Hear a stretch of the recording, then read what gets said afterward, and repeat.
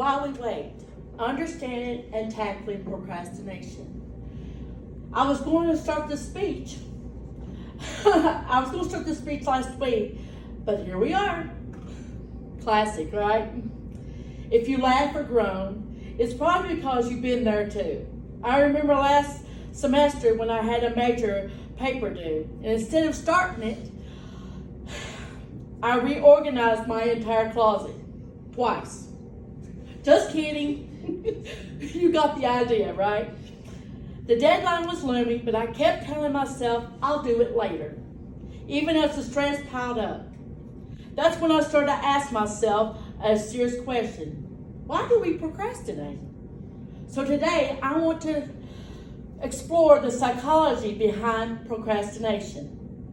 Not because we're lazy, but because our brains are wired in ways that our procrastination, surprisingly, easy. And more importantly, I'll share what exactly helps based on science and my own experience. What is procrastination? Procrastination isn't just putting things off. It's the act of delaying a task, even though you expect the delay to make things worse. It's incredibly common. According to a 2022 study published in Psychological Science, between 50% to 70% of college students identify as chronic procrastinators. So if you're guilty of it, you're definitely not alone. Why we procrastinate? There's psychology. So why do we do this to ourselves? One big reason is what psychologists call time inconsistency.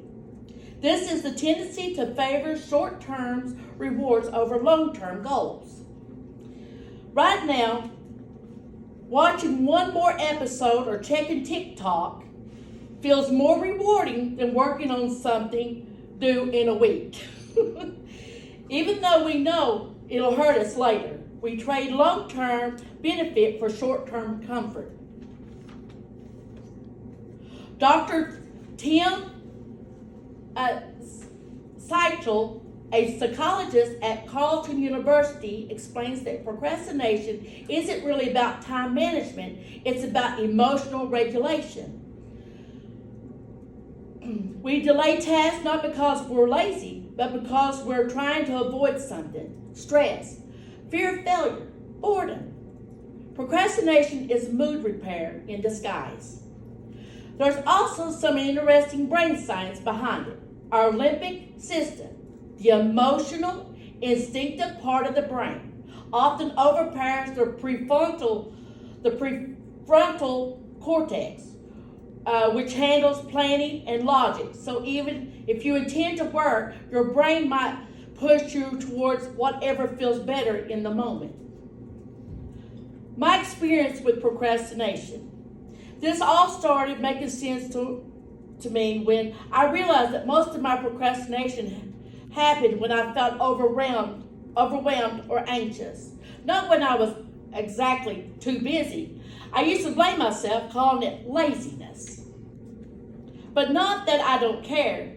It's that I cared too much and felt frozen by the pressure to get things perfect. One small change I made that really helped was tracking how long tasks actually took. What I found surprised me. Many things that I'd been avoiding for days only took 15 or 20 minutes once I started. So what can I do about it? One of the best tools I found is the 5-minute rule. Just commit to doing a task for 5 minutes. That's it.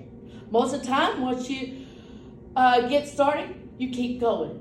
Another method is the Pomodoro technique, 25 minutes focus session with short breaks in between.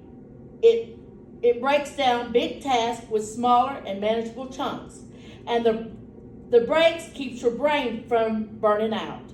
But the most surprising solution, self-compassion. A 2014 study, Dr. Fusha Siris found that students who forgave themselves for procrastinating were less likely to keep repeating the pattern. So be kind to yourself. Not shaming yourself actually leads to more productivity, productivity. So here's the truth. Procrastination isn't a time problem. It's an emotional one. It's about how we handle discomfort, stress, and uncertainty. And once we understand that, we can work with our brains, not against them. So the next time you catch yourself about to put something off, try starting for 5 minutes. It might be the small shift that gets you moving and keeps you going. Thank you.